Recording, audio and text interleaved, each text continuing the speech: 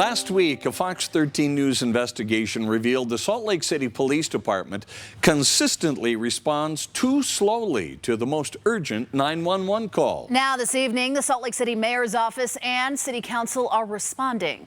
Fox 13 investigative reporter Adam Herbets joins us in studio with a look at the next steps. Adam. Yeah, Bob Kelly, this all ties back to how understaffed the Salt Lake City Police Department is. They're soon going to be down more than 84 officers. The city says it's a complicated problem that's going to take more than just time or money to fix. But they have signaled there is help on the way. I mean, it sounds like she's being raped currently. We'll be out there as soon as possible. The Salt Lake City Police Department admits it takes way too long on average to respond to the most urgent 911 calls. The problem is lack of officers, and according to the union, the cause is lack of morale. We would like to see a much more vocal and involved leadership.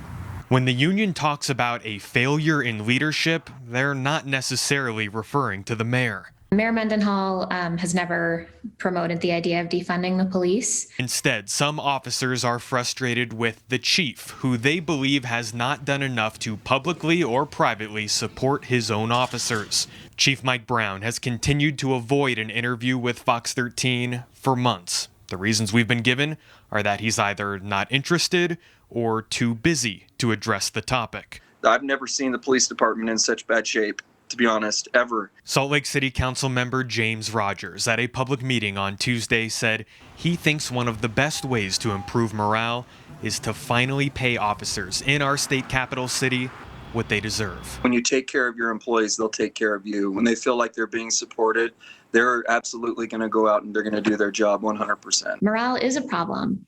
Our officers are concerned, the mayor and the city council are concerned. Nobody wants to see response times that are lengthy for a priority 1 or 2 call.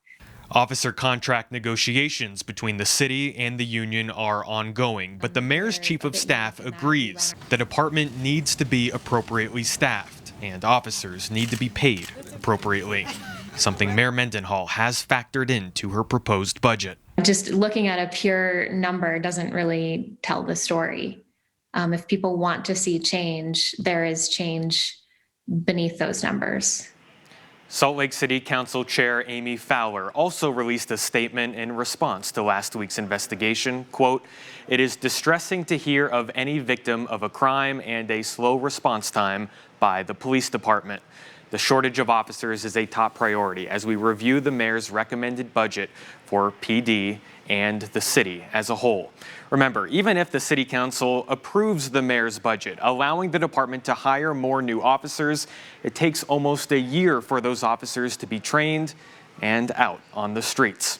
We're live in studio tonight. Adam Herbets, Fox 13 News, Utah. Adam, thank you. If you'd like to see Adam's full investigation on slow Salt Lake police response times, go to fox13now.com.